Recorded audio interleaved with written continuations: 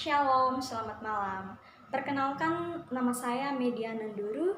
Saya dari STT Galilea kelas Sion Solo. Saya akan menjelaskan beberapa tentang mengenai secara umum sejarah gereja kekristenan di Asia. Pertama-tama dulu kita harus tahu rumusan arti sejarah gereja di Asia. Rumusan arti sejarah gereja yang diuraikan di sini tidak berdasarkan studi atau etimologi dan rumus, tetapi dengan melakukan pendekatan filosofi atau definisi yang berkembang. Definisi umum gereja Asia adalah orang-orang yang dipanggil oleh Allah untuk melakukan kabar baik atau Injil Yesus Kristus dan untuk menjadi pengikut Yesus Kristus. Definisi secara periodikal sejarah gereja Asia Lama adalah orang-orang Asia di luar pengaruh kebudayaan Yunani dan Romawi yang percaya kepada Yesus Kristus pada periode abad yang pertama dan abad yang ke-14. Perbedaan sejarah gereja Asia dan Eropa. Untuk mengerti sejarah gereja Asia secara umum, perlu diinsafi hal berikut.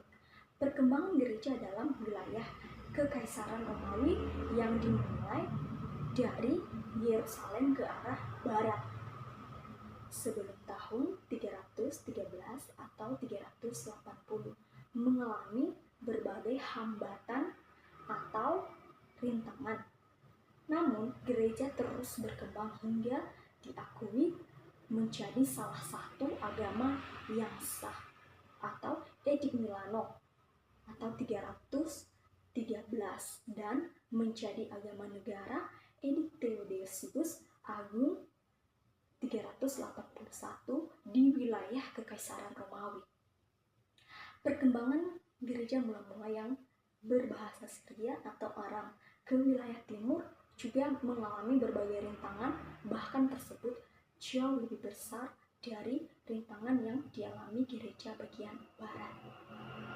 Hal ini disebabkan oleh karena di Eropa bahkan di Kekaisaran Romawi tidak ada agama negara, tetapi di Persia ada agama Zoroaster yang pada tahun 226 telah dijadikan sebagai agama negara Persia sampai tahun 650. Kemudian terdapat pula agama-agama yang lain seperti Islam, Hindu, Buddha, Konghucu. Agama-agama tersebut di beberapa wilayah Asia dijadikan sebagai agama tinggi yang mempunyai daya tahan terhadap agama Kristen.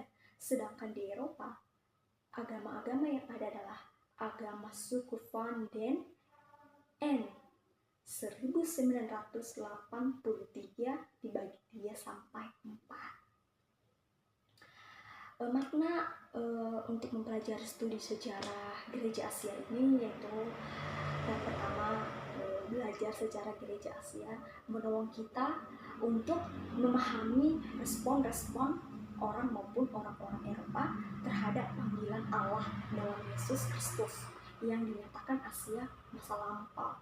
Yang kedua, belajar sejarah gereja Asia menolong kita untuk memahami karya Bapa, Anak, dan Roh Kudus atau Allah Tritunggal dalam diri orang-orang percaya di Asia pada masa lampau.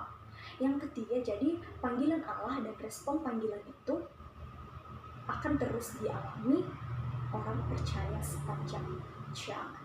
Terima kasih, sekian dari penjelasan saya. Mohon maaf bila ada kekurangan, bila ada kesalahan dalam saya berkata-kata. Saya ucapkan terima kasih. Mohon maaf lahir dan batin.